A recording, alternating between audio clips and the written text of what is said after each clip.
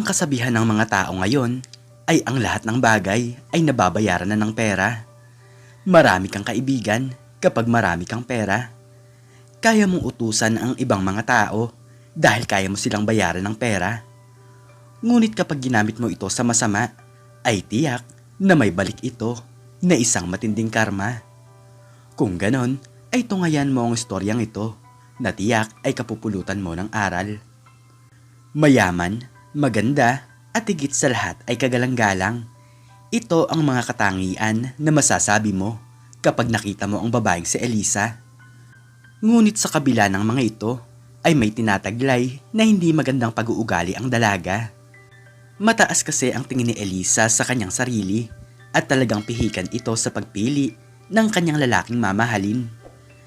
Galit ito sa mga taong may hirap at ang gusto palagi ng babae ay palagi siya ang nakakalamang. Matagal nang may paghanga sa kanya ang binatang si Kevin. Mahirap lamang ang lalaking ito kaya kahit na isang beses ay hindi ito pinansin ni Elisa. Isang araw ay nagkasalubong sa daan ng dalawa kaya naglakas loob ng binata na ito ay lapitan. Elisa, ako nga pala si Kevin. Pwede ba tayong maging magkaibigan? Tanong ng binata. Ngunit nakita nito na napataas ng kilay ang babae nang dahil sa kanyang ginawa. Wala akong oras para sa mga katulad mo. Di ba, ikaw yung lalaking tagapaghugas ng mga plato sa isang mabahong karinderya? Ang taas naman ng pangarap mo na makipagkaibigan sa akin. Mapanghusgang sagot ni Elisa. Pero wala naman siguro masama kung makipagkaibigan ako sa'yo. Ang totoo nga niyan ay matagal na akong may paghanga sa'yo. Pag-amin ni Kevin. Nang dahil doon ay lalo pang nag-init ang ulo ni Elisa sa binata.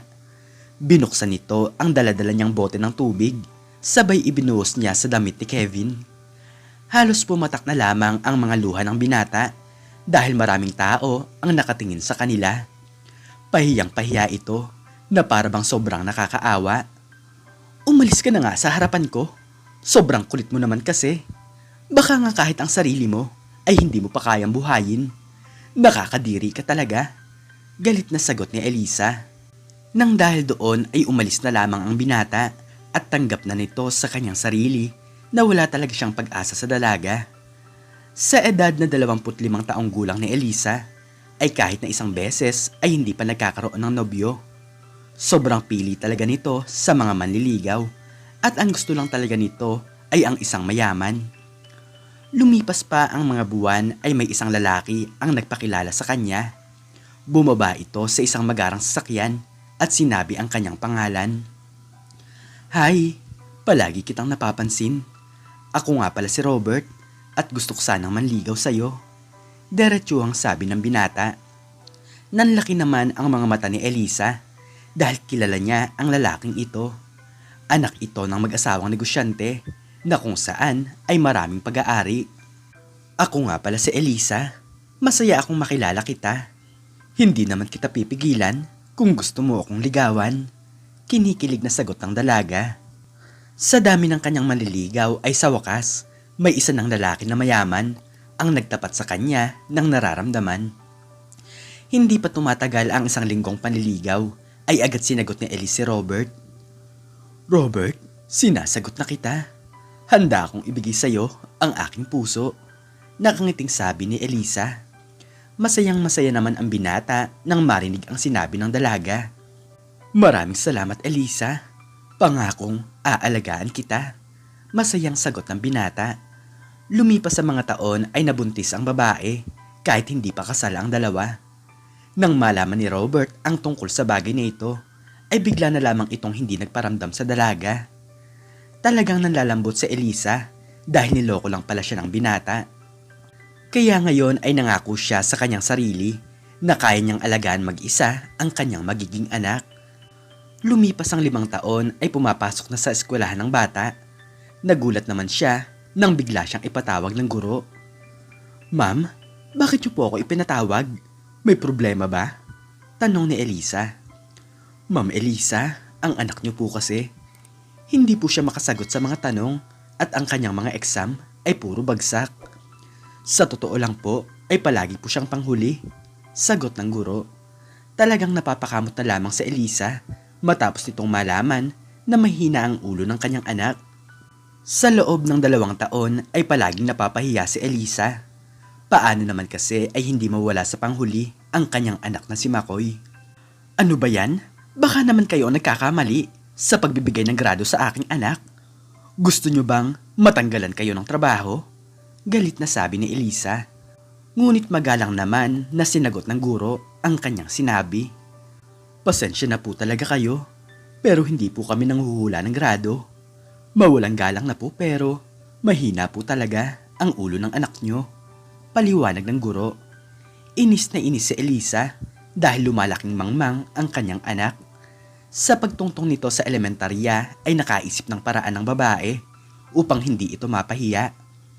Marami naman siyang pera, kaya naisipan niyang bayaran ang magiging teacher ng kanyang anak upang palagi itong manguna sa klase. Ma'am Elizabeth, ako po ang nanay ni Makoy. Gusto ko na palagi siyang first honor kahit mababa ang kanyang grado. Huwag kang mag-alala dahil babayaran naman kita, sabi ni Elise sa bagong guro ng bata. Pero ma'am, hindi ko po magagawa ang bagay na yan.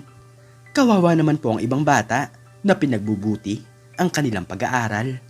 Nakayukong sagot ni Ma'am Elizabeth. Nang dahil sa pagtanggi ng guro ay agad na nag-init ang ulo ni Elisa. Babayaran na nga kita ng pera. Bakit ba hindi mo na lang tanggapin ang inaalok ko sa'yo? Alam mo ba, nakilala ko ang principal dito. Pwedeng-pwede kitang ipatanggal sa iyong trabaho. Galit na sabi ng babae. Ayaw man ng guro na tanggapin ang alok ni Elisa, ngunit wala itong nagawa. Hindi kasi pwede na mawalan ito ng trabaho dahil may pamilya rin siya na umaasa sa kanya. Kapalit ang 50,000 pesos kada taon ay ipinangako ng guro na palaging magiging first honor ang anak niyang si Makoy.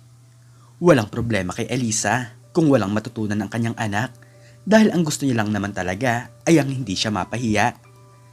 1 taon ang lumipas ay masayang-masaya ang babae nang kausapin siya ng kanyang anak. Mami, first honor po ako. Sa aming klase ay ako po ang may pinakamataas na grado. Masayang sabi ni Makoy sa kanyang ina. Nang dahil doon ay agad ipinagmalaki ni Elisa sa kanyang mga kakilala ang grado ng kanyang anak. Di ba, ang galing ng anak ko? Siyempre, sa akin siya nagmana. Natatawang sabi ng babae. Lumipas pa ang mga taon ay natutong magbulakbol sa pag-aaral si Makoy. Alam kasi ng bata na kahit hindi niya pagbutihin ang kanyang pag-aaral, ay sigurado ito na siya ang makakakuha ng unang karangalan. Kung minsan nga ay hindi na pumapasok si Makoy at naglalaro na lamang ito sa computer shop. Taon-taon ay talagang hindi nawawala ang bata sa first honor dahil patuloy pa rin bumabayad si Elise upang mangyari ang bagay na ito. Ma'am Elizabeth, maraming salamat ha dahil tumupad ka sa ating usapan. Ito nga pala ang dagdag na 5,000 piso. Nakangiting sabi ni Elisa. Marami pong salamat. Sige, aalis na po ako dahil marami pa po akong aasikasuhin. Mahinang sagot ng guro. Nakokonsensya kasi ito sa kanyang nagawa, ngunit kung hindi niya naman ito gagawin, ay baka siya ang mawalan ng trabaho. Pagdating sa high school ng binatang si Makoy, ay muling napansin ni Elisa na mahina pa rin ang ulo ng kanyang anak. Hindi niya talaga hahayaan na siya ay mapahiya, kaya muli nitong kinausap ang mga magiging teacher ng binata. Sa sandaling ito ay hindi naman siya nagkaroon ng problema. Sa pribadong paaralan kasi pumapasok si Makoy, kaya madali lang nagawa ng babae ang ganitong mga bagay. Tuwing may exam ang binata ay may sagot na agad ang test paper nito. Nang dahil doon ay palaging perpekto ang sagot ng binata at siya pa rin ang palaging nangunguna sa kanilang klase. Hindi matalino si Makoy, pero bakit kaya palaging tama ang lahat ng kanyang sagot? Para bang dinadaya ng mga guro ang kanyang grado?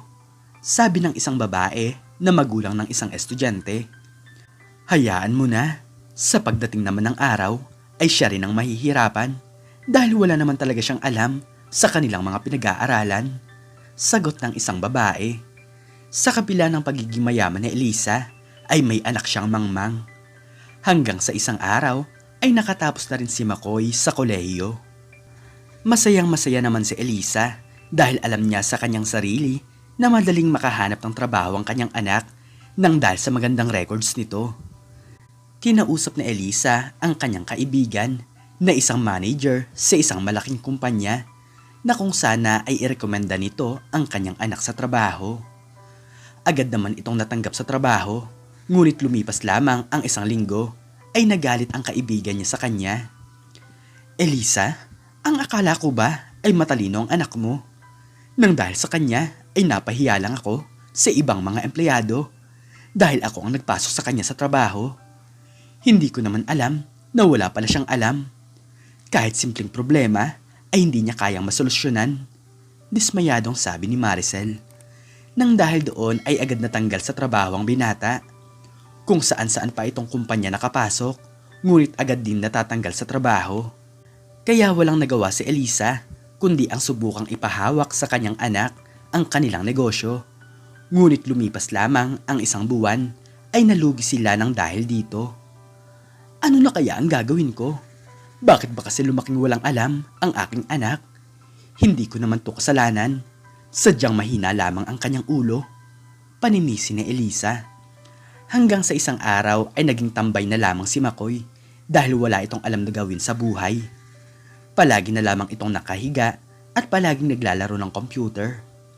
Kahit nasa tamang edad na para dumiskarte sa buhay, ngunit hanggang ngayon ay parang isang bata na palaging nakaasa sa kanyang nanay. Ano ka ba, Makoy? Wala ka na ba talagang balak na maghanap ng trabaho? Tumatanda ka na pero nakaasa ka pa rin sa akin. Sermon ni Elisa sa kanyang anak. Ngunit ibinalik ng binata ang mga sinabi ng kanyang ina. Ano? Ako pa po talaga ang sisisihin nyo? Kayo ang may kasalanan ng lahat ng ito. Sino ba ang nagpalaki sa akin? Hindi ba't kayo? Sagot ni Makoy. Kaya ko lang naman nagawa na bayaran ng iyong mga naging teacher. Ay mahina kasi ang ulo mo. Kung hindi ko gagawin yon, ay baka mapahiya lamang tayo. Paliwanag ni Elisa. Mahabang pagtatalo pa ang nangyari sa dalawa hanggang sa makapagsalita ng mas sakit na salita si Elisa na makakapagpadurog sa puso ng kanyang anak. Nang dahil sa sama ng loob ay naglaya si Makoy kahit hindi nito alam kung saan siya pupunta. Ang pakiramdam din kasi ng binata sa kanyang sarili ay isa siyang talunan na walang pag-asa na mabuhay sa kanyang sarili. Lumipas ang isang buwan ay hindi na bumalik ang binata sa kanilang bahay. Hindi sumusuko si Elisa sa paghahanap, ngunit isang araw ay nakita niya ito sa malayong lugar. Namumulot ito ng mga bote sa mga basurahan at talagang sobrang dumi ng pangangatawan. Anak, umuwi ka na sa ating bahay. Kasalanan ko ang lahat ng ito at sana ay mapatawad mo ko. Umiiyak na sabi ni Elisa. Talagang awang-awa ang babae sa kanyang anak at sinisisi niya ang kanyang sarili. Nang dahil sa pagiging mapagmataas ay ito ang nangyari sa binata. Walang ibang alam na gawin sa buhay kundi ang umasa. Mabuti na lamang at sumama sa kanya si Makoy dahil nahihirapan na din naman ito. Kumuha ng tauhan si Elisa upang muling turuan ang kanyang anak. Yan tuloy ang nangyari sa kanyang anak. Binabayaran niya kasi ang mga guro para lamang si Makoy ang makakuha ng unang karangalan. Yan tuloy, lumaking walang alam. Sabi ng isang babae na ina ng dating kaklase ng binata. Oo nga kasalanan naman to ng kanyang ina kung bakit ito nangyayari sa kanya. Sagot ng kausap nito. Mas napahiya pa ang babae nang malaman ng mga tao na ganito ang nangyari sa kanyang anak. Lumipas ang 3 taon ay nagbago ang lahat. Tinanggap ni Elisa ang kahihiyan, ngunit natuto naman ang kanyang anak. Pinasubok niya itong pahawakin ng kanyang negosyo at naging maayos naman ang lahat. Anak, masaya ako na kaya mo nang hawakan ng ating negosyo. Patawarin mo ako sa nagawa ko dati. Paliwanag ni Elisa. Nagkaroon ng aral si Elisa sa kanyang sarili na hindi porket mayaman ka ay kaya mong bayaran ng pera ang lahat ng bagay. Ang kaalaman at karangalan ay pinaghihirapan na hindi kayang tumbasan ng isang salapi. Natuto siya na maging mapagkumbaba at hindi ang maging madaya sa kapwa. Lumipas pa ang mga taon ay nagkaroon ng sariling buhay si McCoy. Hindi na ito umaasa sa kanyang ina. Nagkaroon ng panatag na pag-iisip si Elisa na kahit mawala man siya sa mundong ito, ay kaya na ng kanyang anak na mag-isa at nang hindi umaasa. Ikaw, anong natutunan mo sa istoryang ito? I-comment mo sa baba ang iyong natutunan. At hanggang dito na lamang po nagtatapos ang aking istorya at sana po ay nagustuhan nyo ito. Please like, share, and subscribe and click the notification bell para lagi kang updated sa mga bago kong istorya. Muli ay maraming salamat po at God bless us all.